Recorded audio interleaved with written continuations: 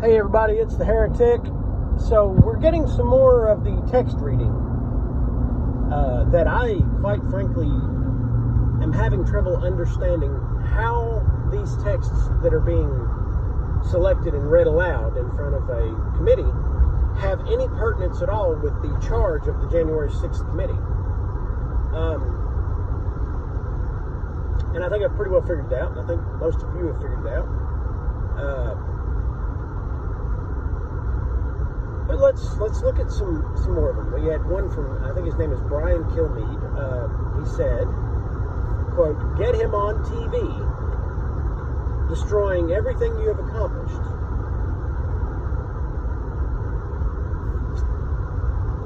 Okay. Seems pretty consistent with what they were saying. There was one from Laura Ingram where she referred to these vandals. She said, "These vandals look like they could be straight out of Portland or maybe it was Seattle." Okay. In other words, this crap perpetrated by these vandals is the same crap you're seeing in Portland. It's no different. These people, this looks like it's straight out of Portland. This looks like it's straight out of Seattle. What's your point? How does that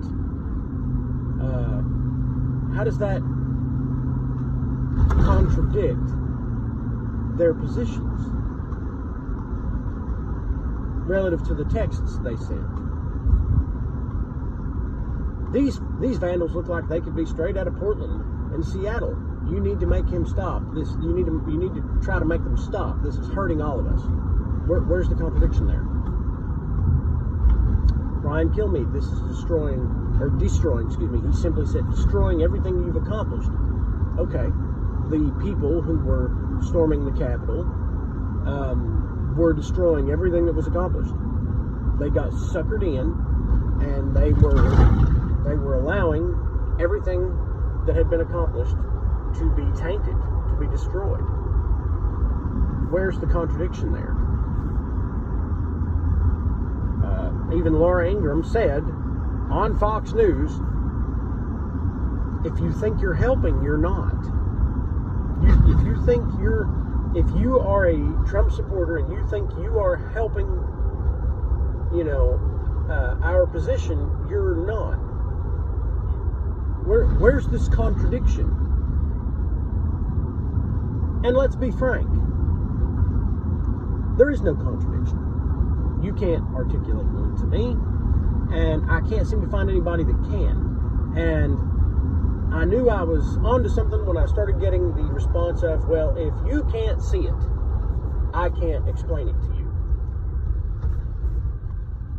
Okay, so it's so simple you can't articulate it. Guys, 1 + 1 = 2. 2 is a combination of 1 and 1 totaling the sum of 2. I mean, I can articulate it, at least take a swing at it.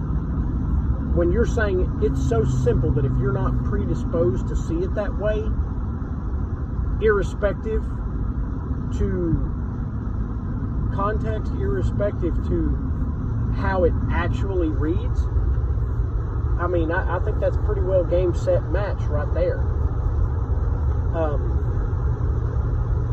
And that's really what this is. It's keying on people's a certain demographic's predisposition to see it as what they say it is.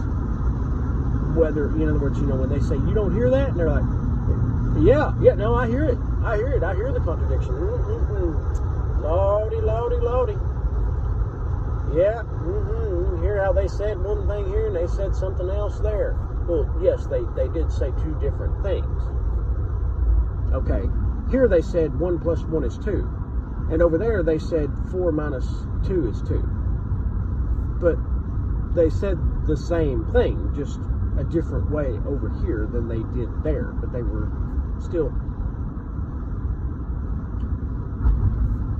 But the most revealing aspect of this is, let's say for the sake of argument that they did contradict themselves. Let's say for the sake of argument that something they said was counterintuitive to the texts that they said. Something they said on Fox News or some radio broadcast was actually to the contrary.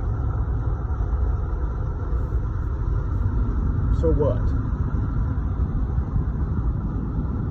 So what?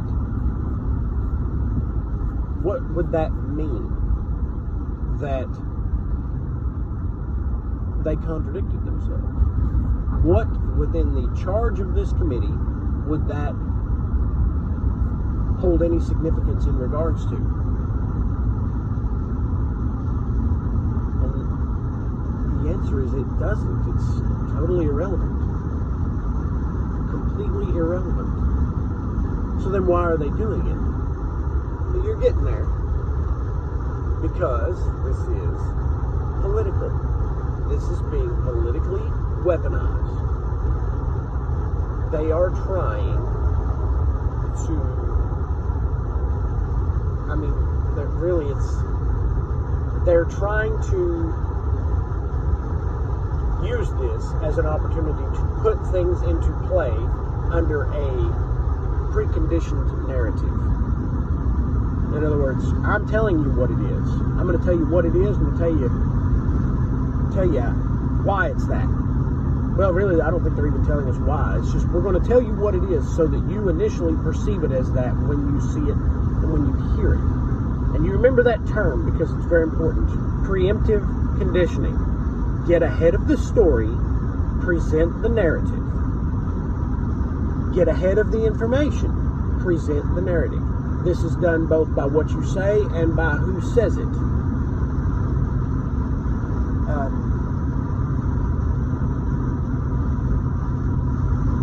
You can see this in a very, I think CNN or NBC or somebody ran a story involving the fateful warnings of a guy named Yuri Bezmenov.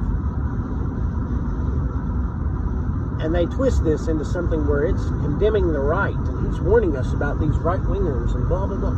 Guys, Yuri Bezmenov was clearly referring to the Democrat liberal left. Clearly. So what you're seeing here is preemptive conditioning. And let me be very frank with you.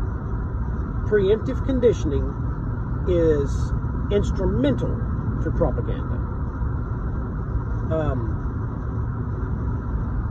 Insanely instrumental to propaganda.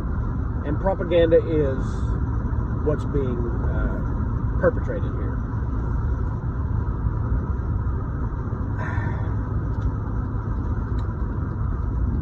Scary times.